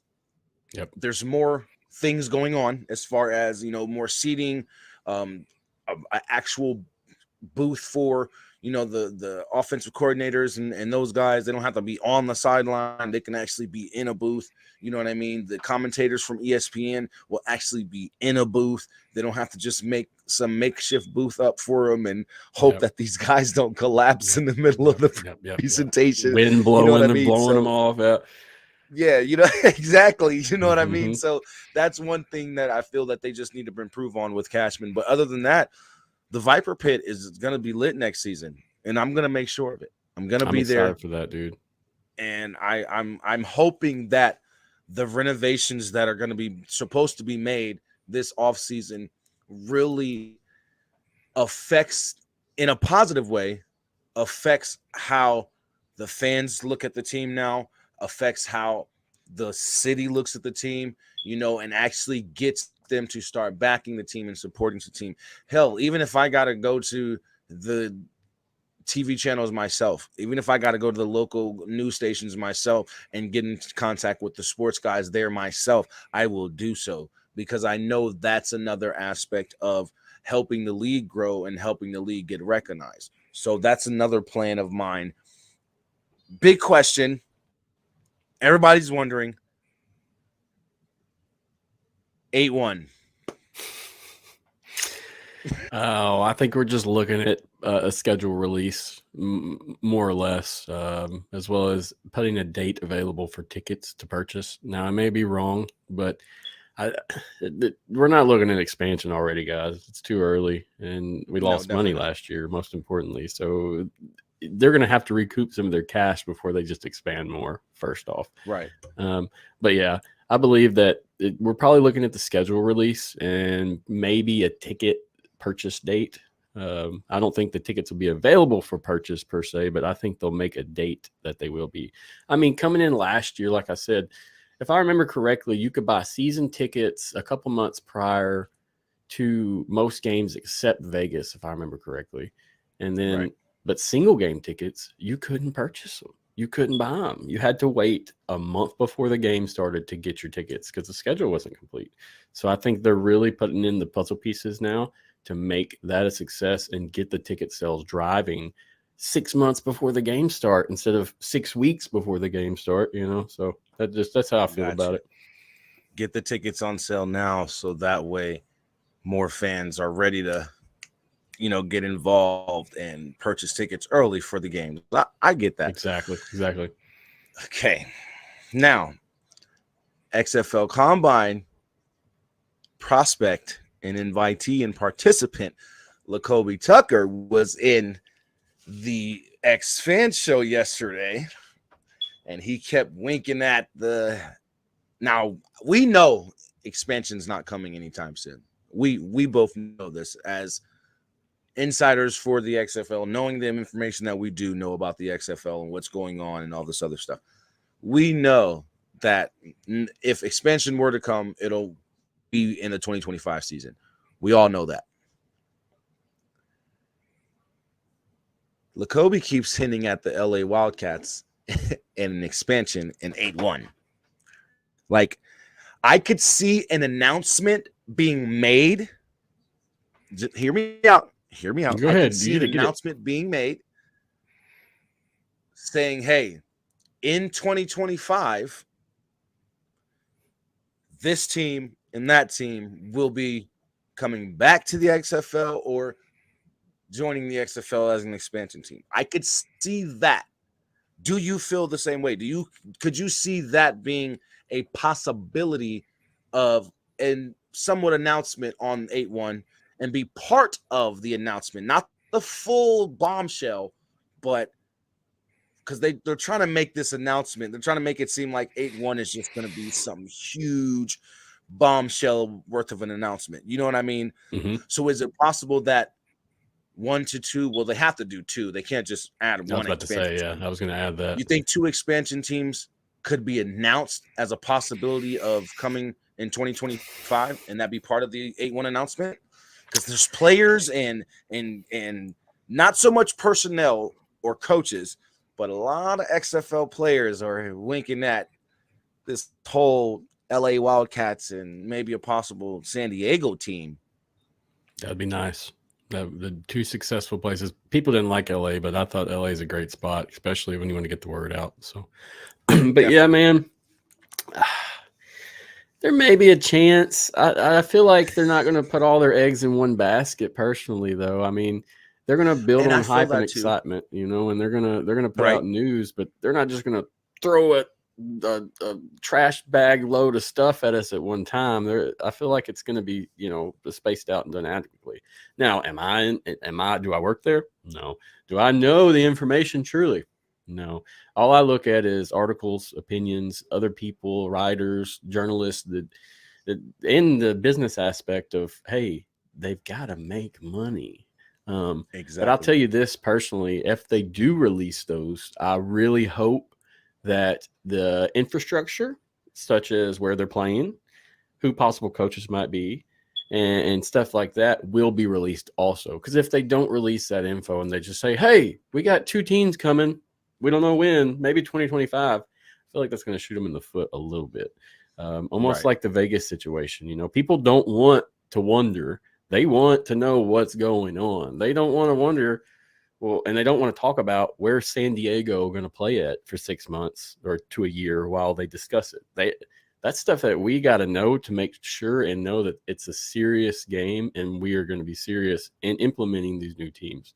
So, my opinion, I mean, it could be possible if players and people are saying it. I mean, it's a possibility like anything else. But I'll tell you personally, if you really want to know what's going on, do some research. And not you, Jerzey, but fans at home. Do some research on your end. You can look up trademarks. You can look up information. There's a lot of things that are public information that if you do legwork, you can find out and gather your own opinions. But much like the internet, we can come up with any opinion we want and Google and find whatever we want to back those opinions up also. So make sure the research you're doing is quality and make sure the information you have is quality and you're not just getting regurgitated stuff that's already been said 100 times in a different form. Exactly. That's absolutely correct because there's a lot of fake news out there, or we can't call all of it fake news. It's just informed information. Exactly. You know what I mean? Because people get excited and they just start doing work. And that's what it's just like me and you. Exactly. You know, we do the same thing. We just have more time to sit on it.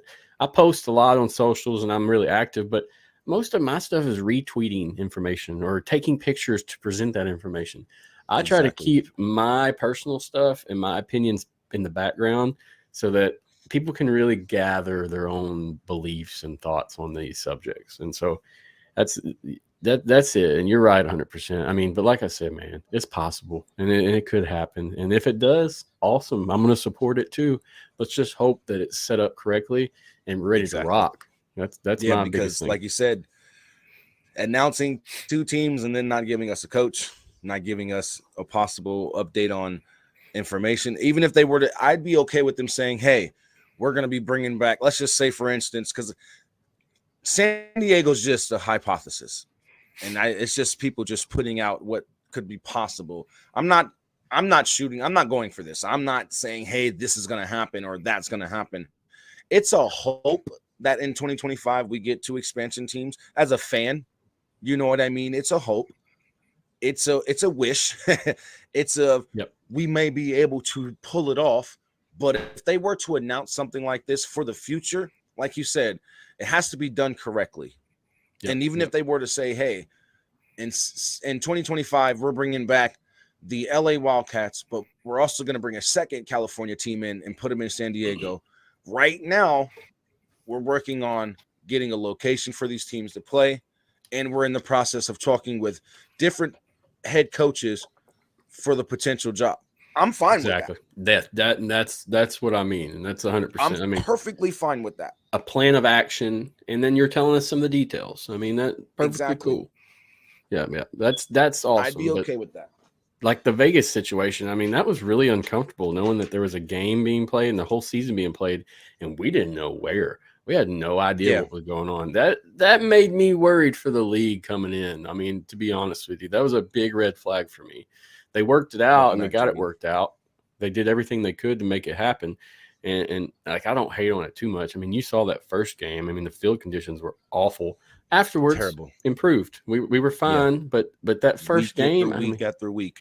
Yeah, I mean, that first game, you saw like people slipping on pieces of turf or grass, whatever it was. I'm not sure if the rain game.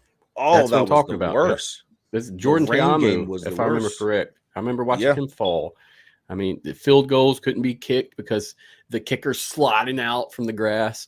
Yeah. They fixed that stuff, though, and they did improve. So, I mean, I can't hate on them for that, but just. You definitely can't. And I think that the changes that they're making in the offseason for the Cashman Field is going to be beneficial to next season as well. It's going to be even a lot better. Like I said, I just hope that they do the correct renovations for not only the field, but the venue itself, because you know, it'll just be more appeasing to the fans.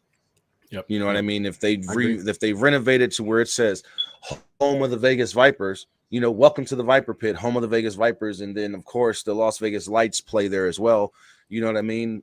Welcome to, welcome to this arena. Make it look more presentable to the fans, so that way the fans are like, hey, what the hell's going on here?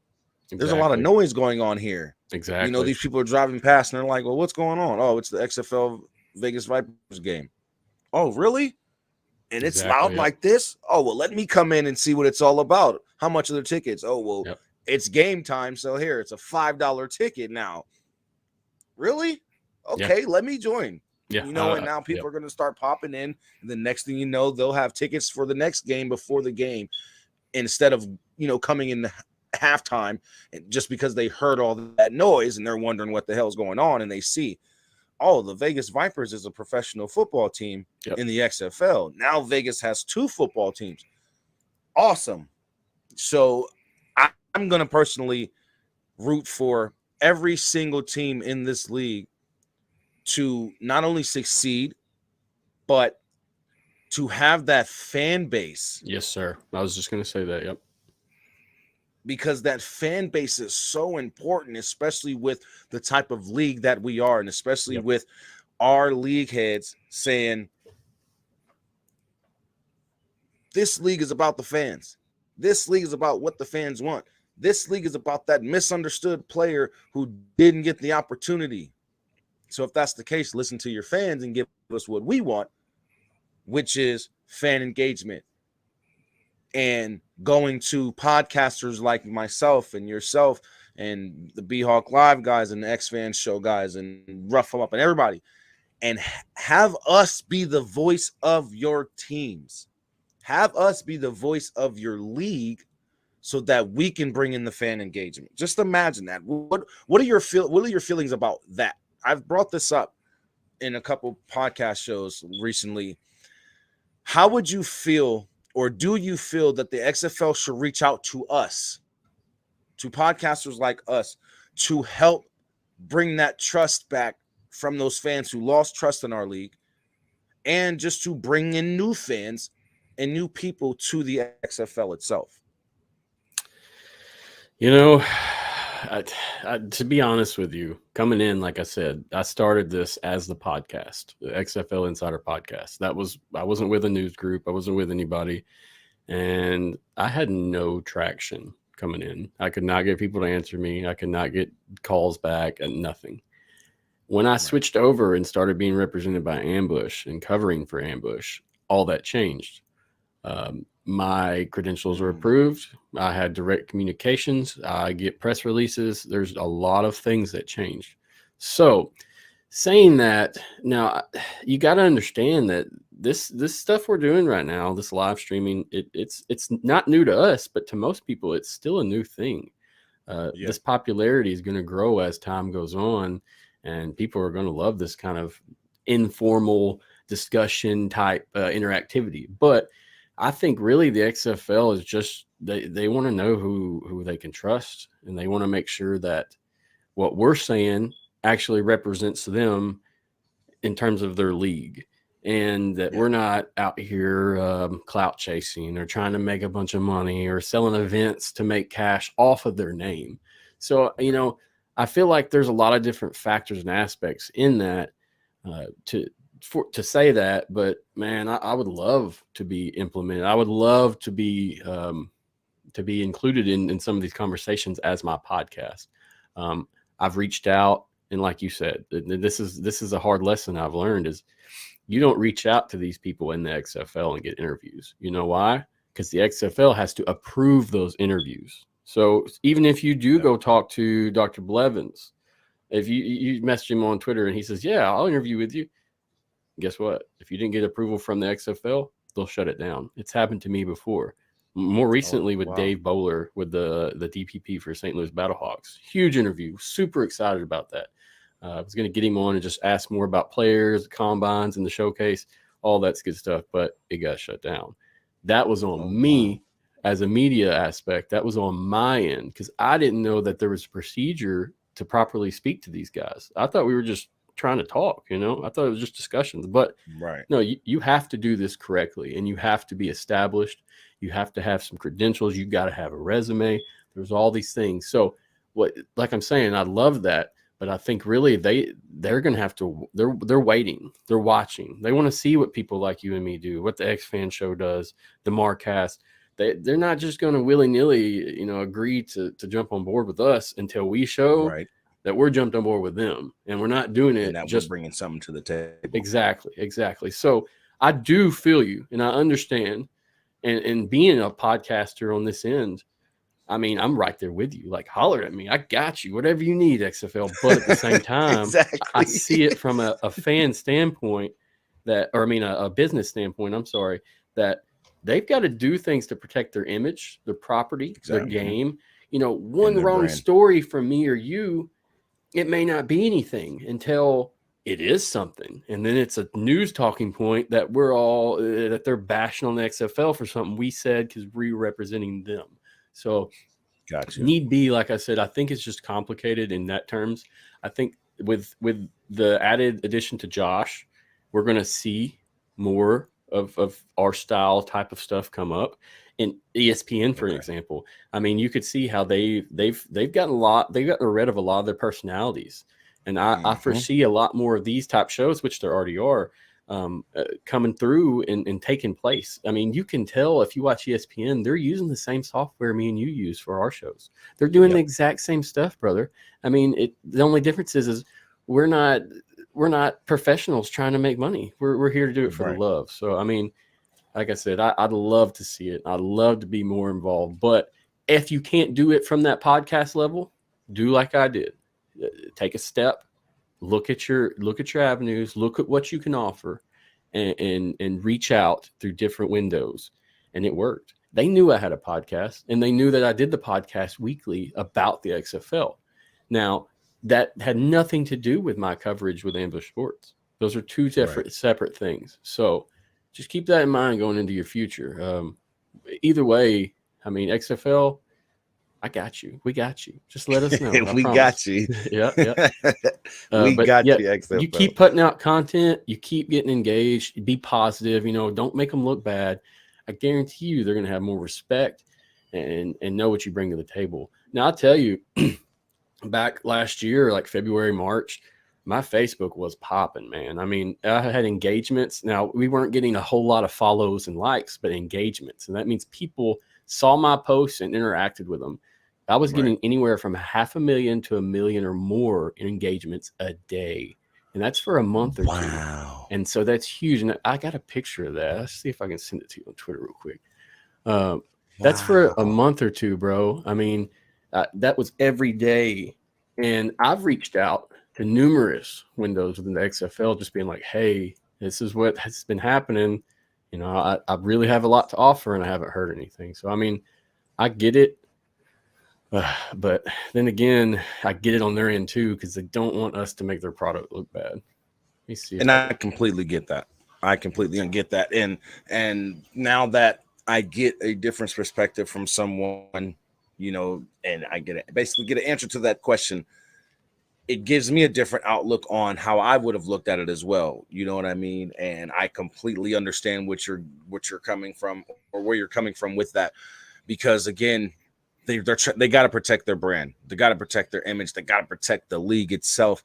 And they can't have anyone out representing them as a media personality or a journalist or a video caster or whoever, or sportscaster, whatever the case may be. They can't have us out here representing them in a negative way. You know what I mean? Exactly. My mother-in-law's watching. Hey, Mom. Hey, how you doing, mother-in-law? How's it going? I love when we're getting on here and the family pops in, or fans. I know, I love it. It's the best part about it, bro. They're really starting to get involved, and it's awesome, man. I've been grinding for a while to get my viewers to where I wanted to be, and I had to realize in this game, it's kind of like video game streaming. You just have to let the viewers come organically. You know what I mean? So just being out there, like you said, getting my name out there,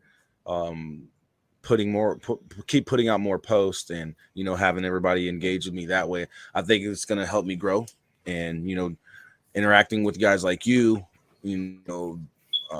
Pat Ruffino, because I just actually hooked up with Pat now too. I've been talking with Pat, and then actually have Pat on the show. Oh, dude, I'm jealous. I wanted to talk to him so bad. Pat, if you hear that, message me, bro. I can't message you on Twitter, so message me, bro. Look forward to it. Message me on Twitter. That's awesome. We'll talk after the show. Yeah, I'll let you know. I'll let you know where to go. Pat, I'm not going to give your information out, but don't do it on air. I am going to give your information. Check out your Twitter real quick, bro. I sent you that picture. Check that out. That's funny. Oh, right, wow. And then that's in. So that's just. I think that's week 1. I've got so many pictures. That's week 1. So you can check that out, and it continued to grow. You can see at this point my followers are only 775. So I mean, right now I think I've got like 1,700. Nothing fancy, but the impressions and engagement will constantly rise. And like I said, I've seen the engagement point where it was 500,000, 1 mil easily a lot of times. So that's numbers. Just know, bro. I mean, you got a voice, and you got a way to reach people, even if it doesn't appear that you are. you still are, and you make a difference. And so I just keep doing what you do, really man. Appreciate that, man. That's I motivation. Really appreciate that. Yep. Because it does. It's motivating me to just keep doing what I'm doing. You know, and I'm doing something right. Yep. You know, like I had Scooby Mageza, the host of XFL Today, on the show. That was my first guest ever. That's awesome. On a show. Well, my first appointment for a guest. And then I ended up having A-Train and Dirty on. And they actually ended up being my first guest. But when it came to like, you know, somebody famous or, you know, somebody with the name that's on the ESPN platform, it was like, dude, really? Because he was so cool about it. That's the crazy thing. I just hit him up out of nowhere. I hit him up out of nowhere, and I'm just like, hey, you want to come on my show for an interview? I'd love to interview you, bro. I'm like, because he knew who I was. I was the biggest supporter of the XFL Today YouTube chat. When that show came on every week, I was in the chat. So when I said who I was, I'm like, hey, it's Royalty Gamers and Podcasts from YouTube, because that's what my YouTube channel name used to be. And he's like, really?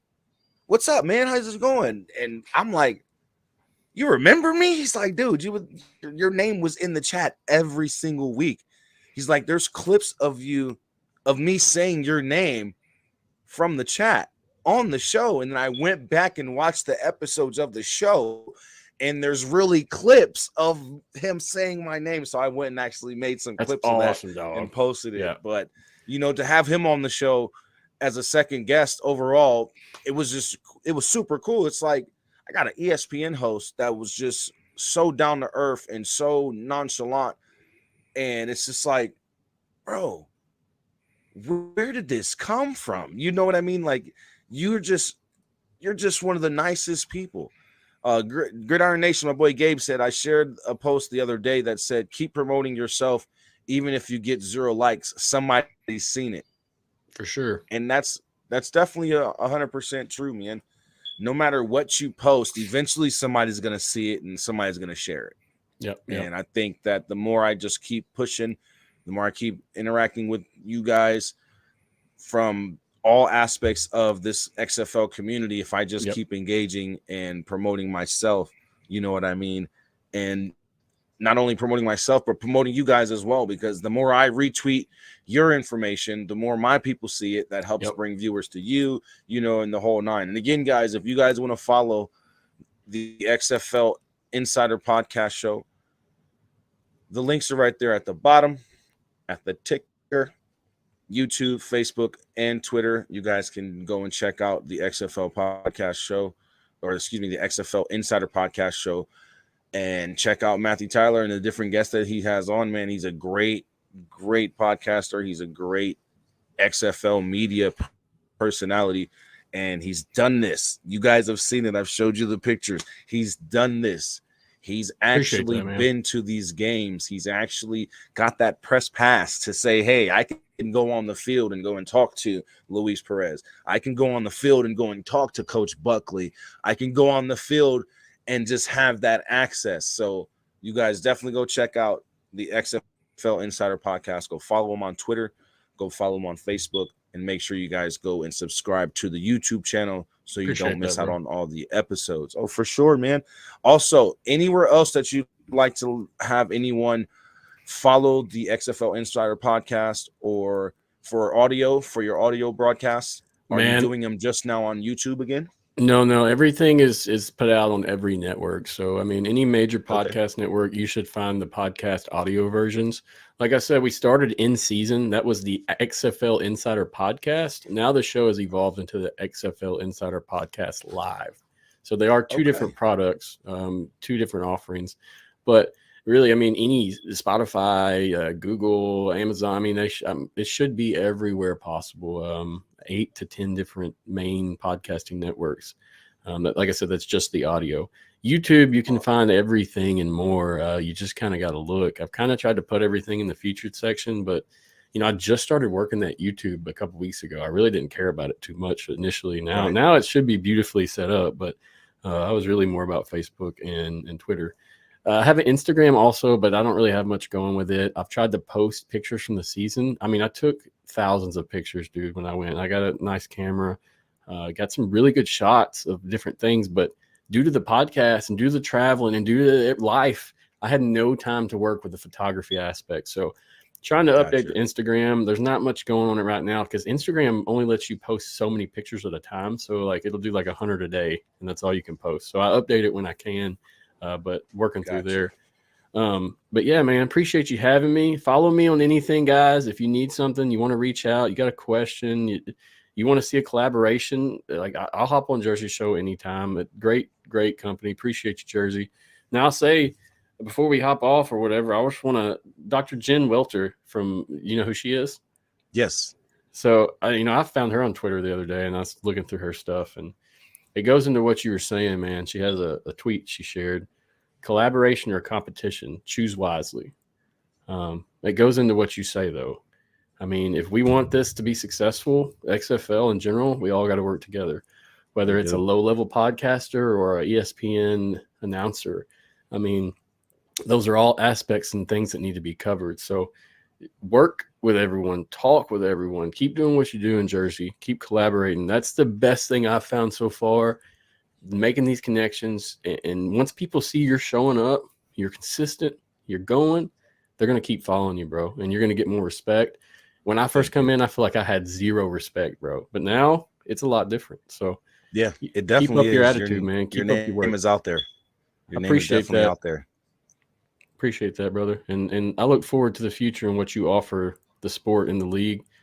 And heck, man, if we ever get into anything else, I mean, heck, it may get you on for like, considering doing like a fantasy football show, may get you on for something like that sometime. Everything here is going to open up new windows and doors. So keep that in mind. Awesome. Appreciate you, bro. And thanks for having me on. I'm ready for any of it. I'm ready for any of it. Anytime you're ever wanting to do anything with me, just contact me and, I'll do it. It does not matter. I will find the time to do it because I feel the more I get my name, myself out there, and the product that I'm trying to present to any audience, I need to collaborate and connect with any and everybody, especially within this XFL community. So I'm down to collaborate with anybody that's in the XFL community doing some positive work. And I'm honored to have you on today. You took 2 hours out of your day-to-day to be here with me, man. And even though I messed up on the flyer, guys, hey, it's all good, bro. I put the wrong time. I put it at 10 p.m. or 2 p.m. instead of 10 a.m. I do apologize on that, guys. But it was an awesome interview from Matthew, man. It was great having you here today. Don't go nowhere, guys. We still have a lot to talk about. But again, Matthew, I want to thank you for taking the time out of your day. And not only that, but on the personal aspect, I want to thank you for just giving me the insights you've been giving me and helping me behind the scenes the way you have. You don't know how much that means to me, man. It's everything to me. And I know the information that we're going to discuss in the future here in the next day or two that we were talking about, especially the media credential things. I'm just honored to have someone like you, and also Matthew or Michael Lathrop. I'm not sure if you're familiar with Michael from the Player 54 podcast. Had him on. Yep. You guys have done so much for me behind the scenes, and people don't even really know. So I just want to thank you, and a big thank you to Michael as well. Michael's a great guy. Yeah, man, he's just so humble and down to earth, and you remind me so much of him when it comes to just like your humbleness and how down to earth you are, man. So I can't wait to see you out here in Vegas next season for the Houston Roughnecks in Vegas game. I hope I see you out here. That'll be awesome. I'll tell you, man, y'all at home, check out the show. I've talked with Michael. I've talked with James Larson. I've talked with Christian Paul Antonio. I've talked with a lot of people, and we're going to continue. And Jerzey, you're going to be on the same grind, I feel like. So, I mean, check it out and see these personalities, see these people, and see what they have to offer. Because that, like I said, that's been the best part. I said the best part was getting to know the players, but in general, I mean, making these connections, making friends, man. I mean, I've never met some of these people, and I feel like we're friends. So you keep up with doing what you do, bro. And I promise you, no matter where you end up, you're going to be happy, whether it's hanging outside the tailgate, engaging the fans, or sitting in the press box, watching and tweeting. I mean, no matter where you fit in, you're going to find your place. So keep it up, brother. I appreciate you. Brother. Thank you so much. I really, really appreciate that. My buddy GV, he says, welcome to the family, Matt. Great to have you and have a great day, Appreciate G. it, bro. Um, Appreciate that. you're part of the family now. You know, we're family now. We're all part of this XFL community grind and I trying love it, to brother. help grow the brand. You know what I mean? So you're now part of the Gridiron family, and I'm happy to have you, man. And more blessings to come for you in the future and what you're doing as well. And like I said, we're gonna talk because I know you're ambitious about getting all of us to a certain point, and that's one thing that A Train and Dirty were telling me about you, as well as Michael, that you're one of those guys who are looking to get everybody to a certain point. You know, I'm all and about if you have the collaboration. information to get us there, definitely. And I see that, and I'm so happy to be here to have you here on the show, and I can't wait to be on your show and see Yes, where sir. it where it takes us. I'll Ballhawk get you on very won. soon, bro. My guy, Ballhawk won. We're gonna be having Ballhawk on soon as well, so make sure you guys see. Look, What's up, ball hawk? like he said, everyone's knowing everyone and connecting with everyone, man, and this is just amazing. What's going on, Ballhawk? Happy to have you in today, man.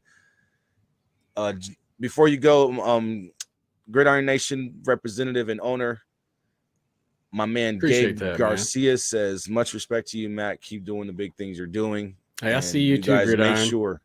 Do your thing. Yeah, he's a really good podcaster as well, man. Definitely go check out the Gridiron Nation podcast. I just actually helped him get into the live setup. He was just audio only as well. So definitely check him out, guys. But like I said, there's the XFL Insider Podcast information down below on the ticker going across your screen. Make sure you follow Matthew on Facebook, Twitter, and subscribe to that YouTube channel. Again, Matthew, I want to thank you for taking 2 hours out of your day today and being here with us. I'm honored to have you here, and I can't wait to have you back. Yeah, I'll get you on soon too, man. We're going to talk more on my show soon, so be ready for it. Awesome. Yes, sir, I will. But again, thank you guys for watching. Appreciate it.